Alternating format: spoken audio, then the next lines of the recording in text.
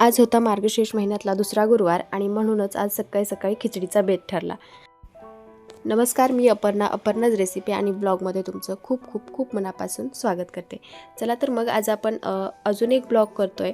तर यात पहिल्याच मी तुम्हाला रेसिपी दाखवणार आहे। तर ही रेसिपी तर अगदी सोपी आहे, जनरली सगळ्याच घरात दर 1-2 दिवसांनी बनतच असेल। पण रेसिपीत थोड्याशा काही असा कमी जास्त गोष्टी असतात ज्या की आपण पाहिल्या किंवा अनुभवल्या तर त्या समजूनही जातात। तर आज आवर्जून मी खिचडीमध्ये मिरचीचे काप घातले होते, कारण ही खिचडी लहान मुलं खाणार होती। तर लहान मुलं नसतील खाणार तर मग मी जनरली मिरचीचा ठेचा घालते, त्याने खिचडीला अजूनच जास्त छान चव येते। किंवा मग तुपातली करत असते, तर तूप शर्वीला आवडत नाही, त्यामुळे मग मी तेलात केलेली आहे। तर ऑलमोस्ट माझी खिचडी आता बनवून तयार आहे।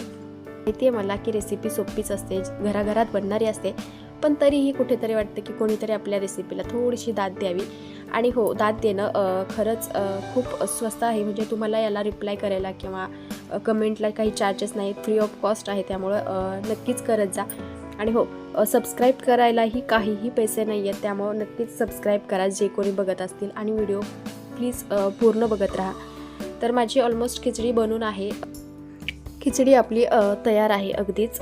मी आता शर्विलचा डब्बा भरणार आहे, पण त्या अगोदर सांगते की मी जनरली जेव्हा खिचडी उपवास नसताना करते तर त्यावेळी मी याच्यामध्ये थोडेसे जिरे आणि वरतून थोडीशी कच्ची कोथिंबीर घालत असते, त्यामुळे चव अजूनच छान लागते आणि मुलं जनरली आवडीनं खातात ती खिचडी। पण आज उपवासाची होती त्यामुळे अगदी साधी साधी केलेली आहे। तर शर्विलचा डब्बा इथं भरून आहे, भरून त्याला स्कूललाही पाठवलेला आहे। आणि मग चला आता म्हटलं पुढची तयारी करूया। तर पुढची तयारी आपल्या मार्गशीर्ष महिन्यातल्या गुरुवारची। तर त्यासाठी मला फांद्या हव्या होत्या आणि मग म्हटलं चला टेरेसवर जाऊन आपण फांद्या घेऊन येऊया। मग माझ्याकडे अथांग होतं, त्यामुळे मग मी अहोंनाच कामाला लावलं। जेव्हा ही पूजा आपण किंवा मी ही गावाकडे करायची किंवा लग्नाच्या अगोदर करायची, तर तेव्हा असं होतं की 5 वेगवेगळ्या झाडांच्या 5 फांद्या असायच्या। पण इथं काही ते मिळणं शक्य नाही, मग जेवढ्या मिळतील किंवा जेवढ्या सहज उपलब्ध होतील तेवढ्याच आम्ही घेतो। तर आमच्याच बाजूलाच हे आंब्याचं झाड आहे, त्यामुळं मग मी आंब्याचेच 5 फांद्या घेत असते। तर अशा प्रकारे मी फांद्या त्यांना काढून घ्यायला लावल्या होतात। तोपर्यंत आमची नजर एका छोट्याशा चिमणीवर गेली, जी की या आंब्याच्या झाडावरच बसलेली होती। ही बघू शकता, अगदी एकदम छोटीशी आणि छान होती ती, आम्हाला घाबरून पळूनही गेली।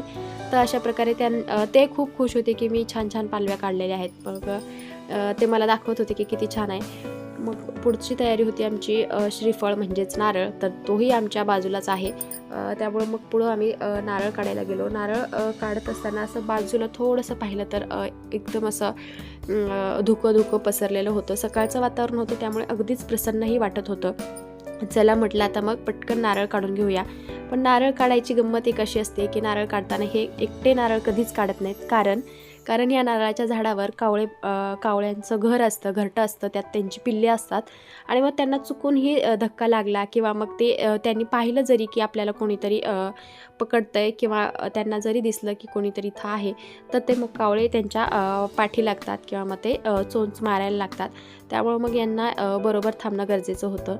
अशा प्रकारे आम्ही एक नारळ काढायला गेलो, पण 2 निघलेत। चला म्हटलं मग ठीक आहे, एक फळामध्ये ठेवूया, एक कलशावर पूजूया, म्हणून मग दोन्ही नारळ आणले। मग नंतर पूजेची तयारी चालू केली। चौरंगाखाली अगोदर स्वस्तिक काढून घ्यायचं, म्हणून मग मी पटकन असं छोटंसं स्वस्तिक काढून घेतलेलं होतं। पूजेची तयारी अगदी साग्र संगीत करणं थोडंसं शक्य होत नाही, कारण लहान मुलं आहेत, तसेच ते घरभर फिरत असतात, त्यामुळं मग ते पाडापाडी सांडासांडी होतच राहते। त्यामुळं मग मी जेवढं जमेल तेवढं साधं सोपं का होईना पण करत असते। तर अशा प्रकारे मी चौरंग मांडून घेतला, त्याच्या चारी बाजूनी धान्य भरून ग्लास ठेवले आणि ज्या आपण फांद्या आणल्या होत्या त्या स्वच्छ धुवून त्या ग्लासमध्ये रोवून घेतलेल्या आहेत।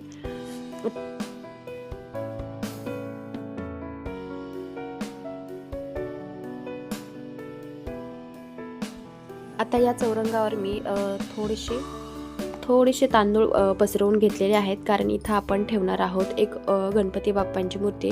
गणपती बाप्पांचं खरं तर आद्य स्थान असतं, म्हणजे कुठलाही काम असो, सणवार असो किंवा पूजा असो, तर त्यांचं महत्त्व पहिलं असतं। त्यामुळं मग मी त्यांची मूर्ती अगोदर पूजून घेते, त्यांना अगोदर स्थापना करते त्यांची।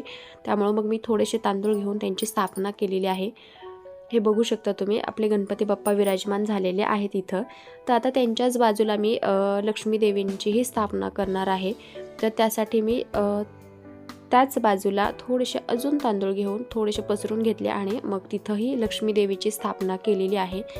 तर महालक्ष्मीचं गुरुवार किंवा महालक्ष्मीचं महात्म्य तर सगळ्यांनाच ठाऊक आहे. लक्ष्मी देवींसाठी मी सौभाग्याचं सगळं लेणं किंवा मग ओटीचं सामान जे काही असतं ते इथं ठेवून घेतलेलं आहे आणि वरती कलश मांडण्यासाठी परत अजून एक स्वस्तिक काढत आहे.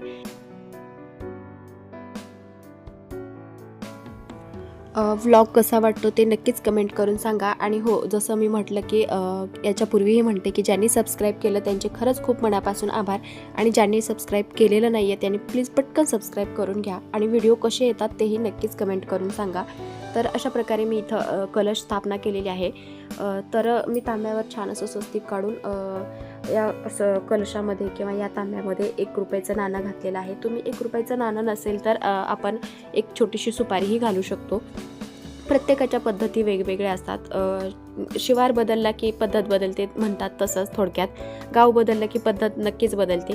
तर अशा प्रकारे मी कलशी मांडून घेतलेला आहे आणि इथे तुम्हाला स्वामींचा फोटो आणि दत्त महाराजांचा फोटो दिसत असेल तर आज खरं तर गुरुवारचीच पूजा होती. गुरुवारचीच पूजा आहे मार्गशीर्ष महिन्यातल्या, पण दत्त जयंतीही आहे म्हणून म्हटलं चला मग फोटो पण आहे आणि दोघांचंही छान असं पूजा आरती करता येईल म्हणून मग मी तोही फोटो इथं मांडलेला आहे.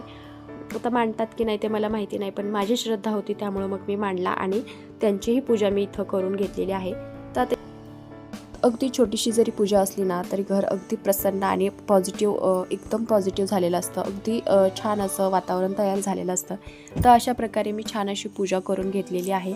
तर पूजा माझ्या माहेरी किंवा माझ्या लग्नाच्या अगोदर तर आम्ही ही पूजा नेहमी दिवस मावळतीला किंवा सायंकाळच्या वेळीच करायचो, पण मी आज थोडीशी लवकर पूजा करून घेतलेली आहे.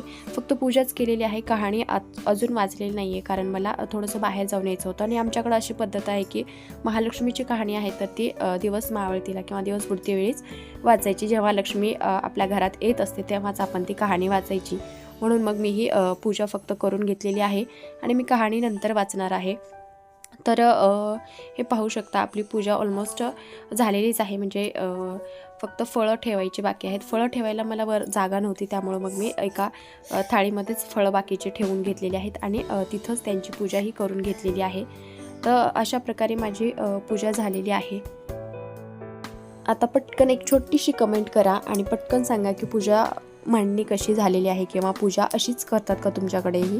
तर अशा प्रकारे मी छान छोटीशी पूजा करून घेतलेली आहे. घरचं सगळं आवरून मग मी आले होते रोडला कारण मला इथं काढायची होती छोटीशी रांगोळी. तर इथंही सगळी पूजेची मांडणी पूजेची तयारी पूर्ण झालेली होती. इथं पूजाही चालू झालेली होती.